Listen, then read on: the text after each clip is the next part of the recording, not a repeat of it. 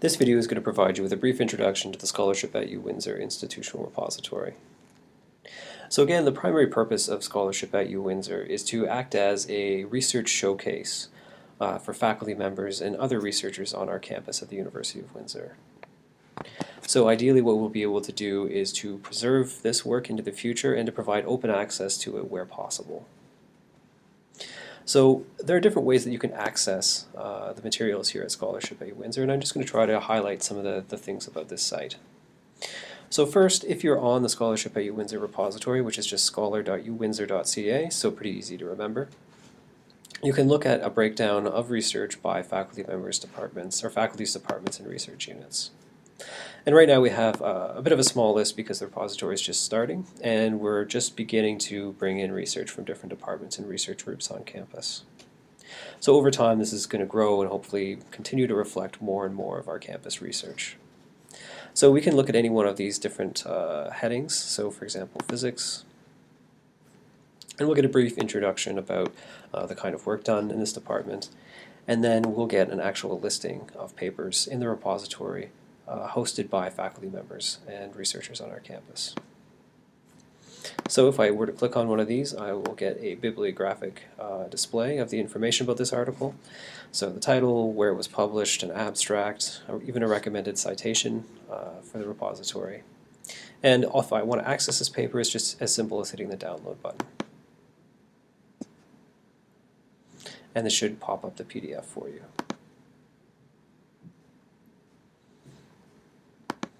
And you'll notice that there's a splash page at the top of the article that the repository adds, along with the standard bibliographic information about where the journal was, or where the article was originally published. And the reason for this is that people will be finding the work that's in Scholarship at UWindsor from a lot of different places. So they may not come directly to the repository site. A lot of the traffic to institutional repositories comes from search engines, which everyone is very familiar with using at this point. So Google Scholar and Google are primary avenues of traffic to the repository. So this means when someone finds an article in Google that they will see where this article is coming from. So this is something published by someone from the University of Windsor. It's hosted in our repository, and it was published in this case, the Journal of Applied Physics. And of course they can go on to read the full paper.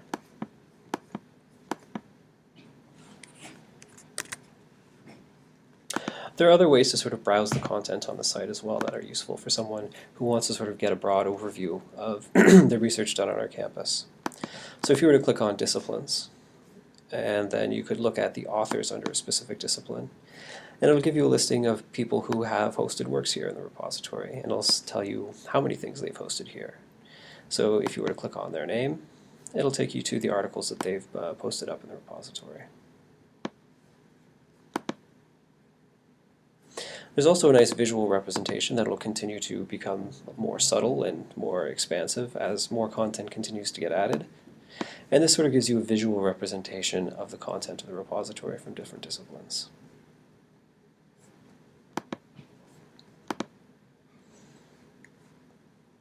Finally, to return to one of the collections here, when you look at a specific title, you can see that it's also been included in a larger community, in this case the Physics Commons. So if I were to click on this, all the works in our institutional repository are also represented in a larger disciplinary collection from different institutional repositories from institutions around the world, essentially. So here in the Physics Commons we have lots of different institutions represented: Western, Nebraska, Georgia State, McMaster, California Polytech, and of course now the University of Windsor. So there are lots of ways that your papers and your research can become more visible and more accessible to users and people who are interested in your subject.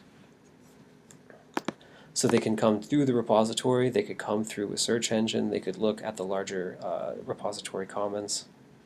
And these are different ways that will make your research more visible and more accessible. Automatically, if you have something hosted in the repository, you will receive on, I believe, a monthly basis, statistics about who is accessing your article and how many times your papers have been downloaded.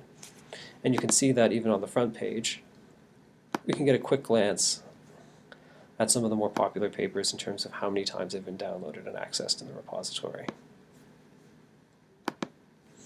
We can also see that there's a paper of the day, so as we cycle through the contents of the repository, different things will get displayed and highlighted on the front page. And we can also see sort of the general statistics for the repository. And again, we're just starting to grow, but these are pretty good numbers to get started. If you have any questions, there's an author FAQ, and there's also a submit research button.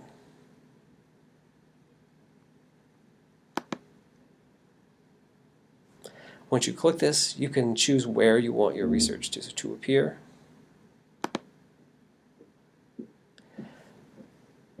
And then you can send an email message to the repository administrator, and that person will get in contact with you about putting your content in the institutional repository.